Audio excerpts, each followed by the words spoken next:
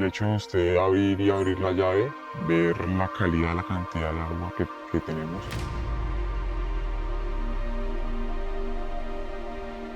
Ver tanta fauna, escuchar los pajaritos cantar, ver tanta flora, ver nuestros árboles, ver que gozamos de un aire limpio, de que tenemos unas tierras fértiles donde cultivar, que gracias a Dios y a la geografía aquí lo que se siempre se da.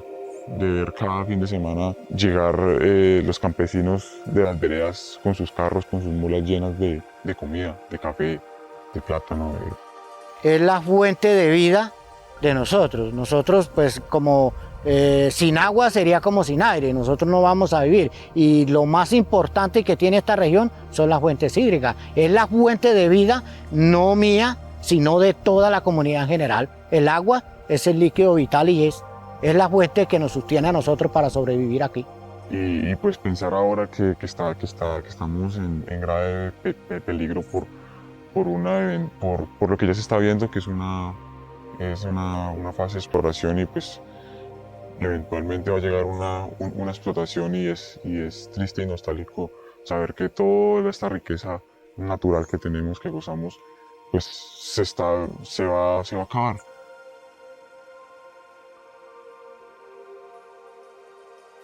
En los territorios de nosotros pescamos pesca tradicional, eso viene de nuestros ancestros, nuestros padres, nuestros abuelos. De ahí nos fuimos formalizando en todo lo que fue la pesca artesanal. Aproximadamente uno por aquí la cultura es pescar y uno desde que ya por lo menos comienza 3, 4, 5 años ya esa es la diversión de uno. Todo uno se siente feliz uno pescando y todo eso, haciendo esas actividades. Claro, yo todavía vivo de la pesca y de ahí he levantado mi familia, mi hogar. Yo extraño era cómo nosotros salíamos a hacer nuestras faenas en grupo, cómo nuestra familia también se recreaba de esas faenas que nosotros hacíamos, cómo vivíamos por lo menos en nuestra vereda, en nuestros territorios, como todos unidos, como todos una armonía, pero que lastimosamente ya hoy mucha gente ya se ha ido a otros lugares porque no tiene de qué vivir. En Antioquia y Tolima, los principales conflictos socioambientales se presentan por el uso del agua, donde la imposición de proyectos de extracción de oro viola los derechos humanos de la población, pone en riesgo la vocación agroalimentaria de los territorios y en consecuencia altera los proyectos de vida de las personas que allí habitan.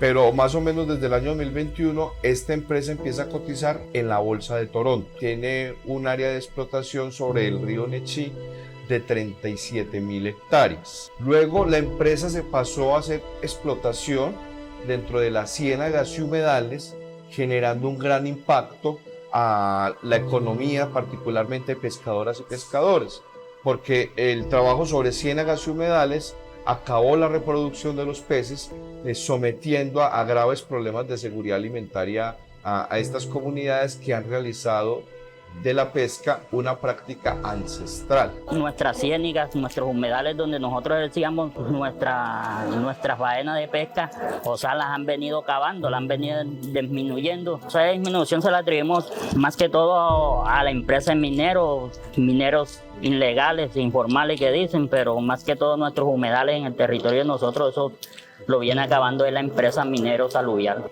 Hay dos multinacionales canadienses interesadas en exploración de dos metales que es la plata y el oro. El territorio nunca se enteró de absolutamente nada y ellos aprovechan la cuestión de la pandemia y después nos dimos cuenta que son alrededor de 5 municipios afectados porque Falan es un municipio de cordillera y tiene muchos afluentes quienes tributan en el valle del río Magdalena, donde la afectación probable de las fuentes hídricas sería en el río Magdalena.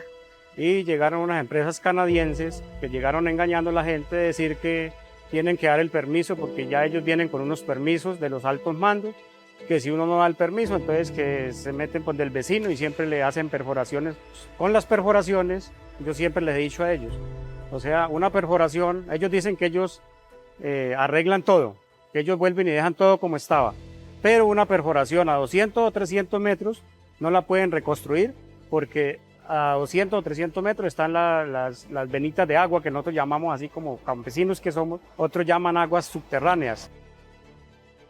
Si nosotros permitimos que nos exploren acá abajo, que nos vengan a destruir la tierra, la gente de arriba van a quedar sin agua.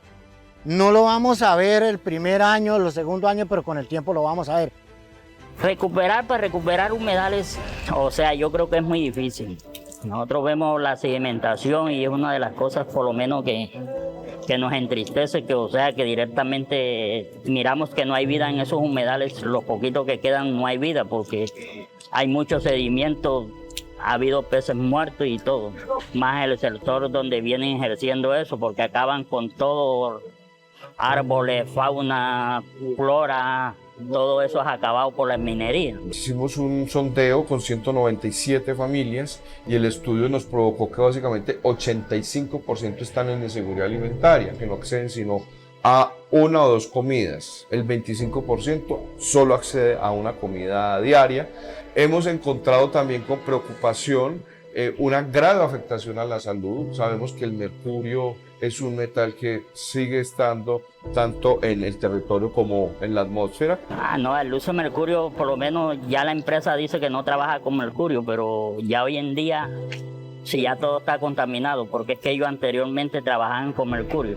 Directamente ya no se puede hacer nada y según los estudios que han hecho en nuestra zona, eso tiene un nivel muy alto de mercurio, de toda clase de potasio, de todo eso. Yo digo que de que el mercurio está en los ríos, tiene que estar en los peces. O sea, al ver que de pronto ya uno está avanzado de edad, pero nuestros hijos, nuestra familia, nuestros nietos, ¿de qué viven? ¿Cómo se podrán ellos sobrevivir en el sector donde vivimos? ¿No? Si nosotros contábamos era con esos recursos. Las personas que defienden su vida, su tierra y su territorio frente a actores económicos empresariales son amenazados, hostigados, demandados e incluso asesinados. Según el último informe del Centro de Información sobre Empresas y Derechos Humanos, América Latina es la región más peligrosa para defender derechos en contextos de operaciones empresariales y Colombia es el quinto país más riesgoso para dicha labor. Presionado a la gente en las fincas diciendo que es una orden de la Agencia Nacional de Minería porque el subsuelo le pertenece al Estado.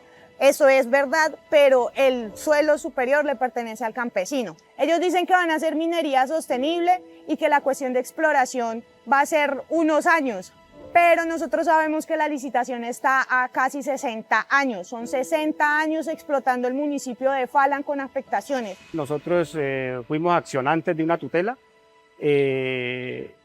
Ellos empezaron a intimidarnos, a mandarnos terceros, a decirnos que teníamos que desistir de esa firma, de esa tutela, porque nos podíamos ir a la cárcel o porque era muy peligroso. Bueno, miles de comentarios.